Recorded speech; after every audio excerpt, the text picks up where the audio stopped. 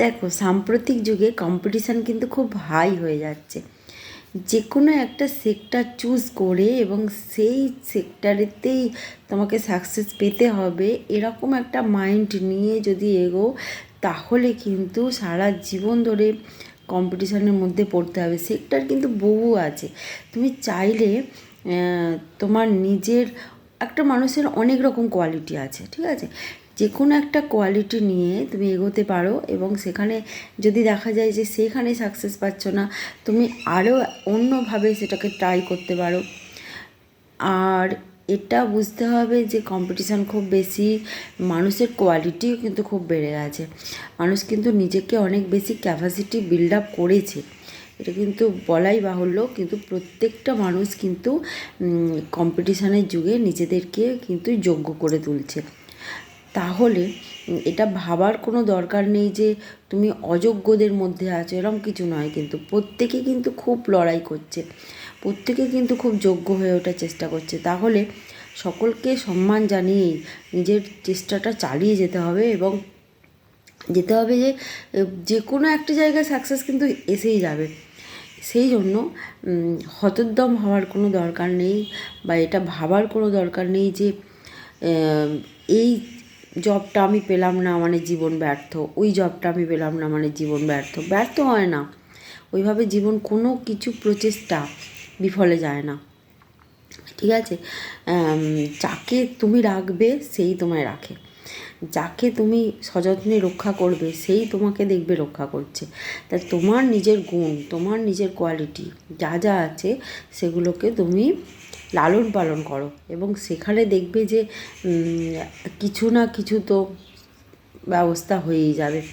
এবার কিছুই কিন্তু ছোট নয়, কিন্তু হ্যাঁ, প্রতিনিয়ত চেষ্টা, সাধনা, একাগ্রতা এবং পরিশ্রম, এটা কিন্তু চালিয়ে যেতে হবে।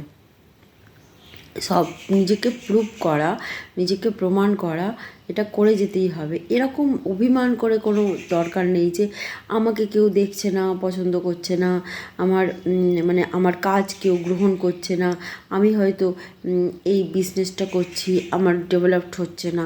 সেটা নিয়ে আরও একটু ভাবতে হবে, আরও নতুন নতুন পদ্ধতি অ্যাপ্লাই করতে হবে, ঠিক আছে? কিন্তু পড়াশোনার ক্ষেত্রেও তাই, পড়াশোনার ক্ষেত্রে নিজেকে অনেক বেশি পড়াশোনা করতে হবে। কত কত স্টুপিড কোশ্চেনের সম্মুখীন হই আমি। একজন স্টুডেন্ট আমাকে বলছে যে আমাকে ফার্স্ট হতে গেলে ঘন্টা পড়তে হবে। আচ্ছা, তারপরে কেউ কেউ বলে যে 5 নম্বরের কোশ্চেনে কতটা লিখব, ঠিক আছে? কতটা লিখলে ঠিক 5 নম্বরের কোশ্চেনের মতন করে হবে। মানে সব কিছু না এমন একটা রং বিলিফ সিস্টেমের মধ্যে দাঁড়িয়ে পড়েছে যে কি বলবো, যে তাদের মধ্যে ভ্যালু, মানে কোশ্চেন যে কোয়ান্টিটিতে হয় না অ্যান্সারটা, মানে ভ্যালুয়েবল অ্যান্সার হলে কম লিখলেও হয়ে যায়, এরকম ধারণা তাদের হয়নি। পাতার পর পাতা লিখলে নাম্বার বেশি, নাম্বার কেন টিচার কাটছে এটা তার বেশি দেখা জরুরি, যত না বেশি দেখতে চাইছে যে আমি কি ভুল করেছি, দেখি তো কি ভুল করেছি, সেটা সে দেখে না। দেখে যে না, টিচার নাম্বার কোথায় কাটছে, টিচার কোথায় যোগ ভুল করেছে। মানে সবসময় ইন্টেনশান থাকে এইটা, টিচার কোনো যোগে ভুল করলো না তো, টিচার নাম্বার কোথাও দিতে ভুল করলো না তো, টিচার কোথাও নাম্বার অনাবশ্যকভাবে কেটে নিচ্ছে না তো।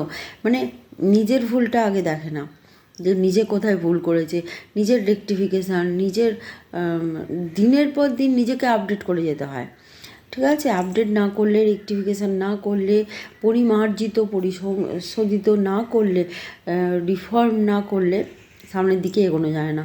সেই জন্য সবসময় নিজেকে কিন্তু আপডেট করে যেতে হয়, নিজের ভুলগুলো সংশোধন করে করে এগোতে হয়। আর পরিবেশ পরিস্থিতি জটিল হয়, ঠিক আছে? দিনের পর দিন আরও বেশি জটিল হয়ে যাবে, আরও বেশি জটিল হয়ে যাবে। তখন কিন্তু নিজেকে আরও বেশি স্ট্রং করে তুলতে হবে। পরিবেশকে পাল্টানো যায় না, ঠিক আছে? পরিবেশ পরিস্থিতি তার মতন করে চলে। সুতরাং লড়াই করার টেকনিকটাও পাল্টাতে হবে, আরও স্ট্রংভাবে লড়াই করতে হবে, ঠিক আছে? লড়াইটা কিন্তু চালিয়ে যেতে হবে। জীবন মানেই সংগ্রাম, ঠিক আছে? সেখানে কিন্তু অন্যকে দোষ দিয়ে লাভ নেই। নিজেকেই, নিজেরই ক্যাপাসিটি বিল্ড আপ করে যেতে হবে ক্রমান্বয়ে, বারে বারে, ঠিক আছে? এটাই হচ্ছে কাজ, আসল কাজ আমাদের।